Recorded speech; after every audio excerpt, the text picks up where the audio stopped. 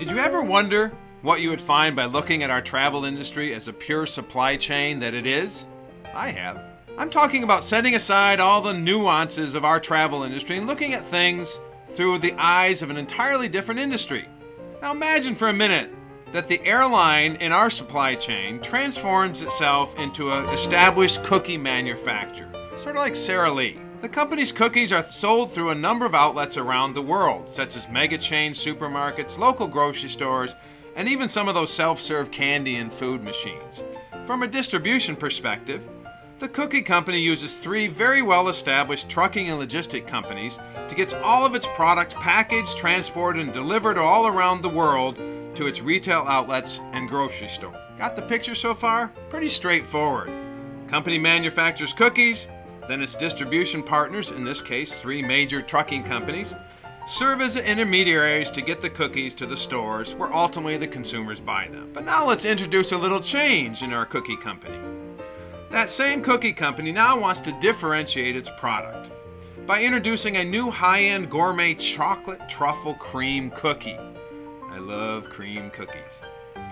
While this new truffle cream cookie is a bit more expensive to manufacture, that's okay because this cookie will only be selectively distributed to higher-end gourmet supermarkets and specialty stores at variable prices.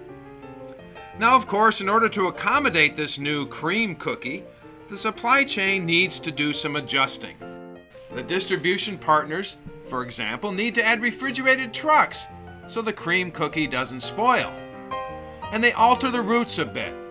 And the sellers of the cookie, meaning the grocery stores, will need to accommodate this new cookie in refrigerated product displays. Naturally, in order to make these changes, there will likely be some negotiation and modified commercial terms, all among the players. But none of this should be too painful. But wait, remember, we're not in the cookie business. We're in the travel industry.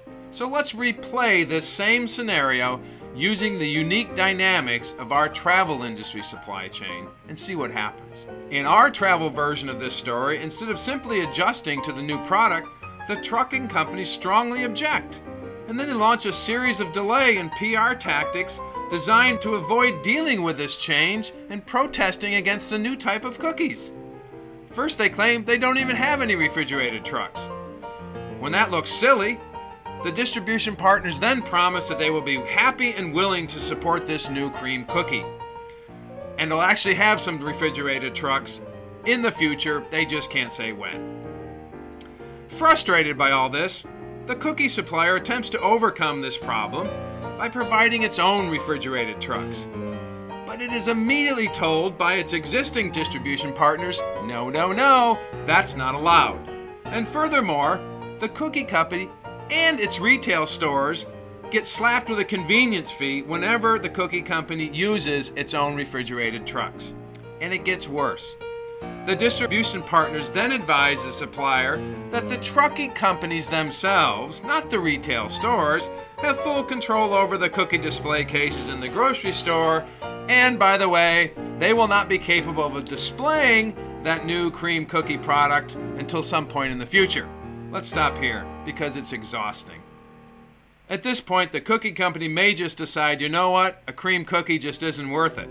After all, its 3 primary distribution partners are attempting to negotiate and lock in pricing for the new cookie even before any of them can demonstrate how the cookie would be displayed for sale, how it would be transported, and the fact that the displays are not even created yet. I guess those of us who love cookies should be thankful that the cookie distribution does not follow the laws of our travel industry supply chain.